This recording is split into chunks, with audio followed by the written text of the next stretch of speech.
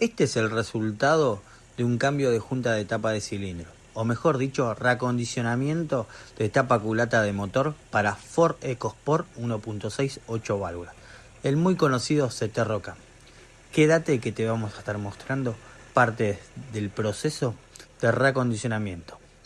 Recuerda que somos Bétula y Orion Mechanical Center, tu taller de confianza, y mirá que la moneda no se cae, ¿eh?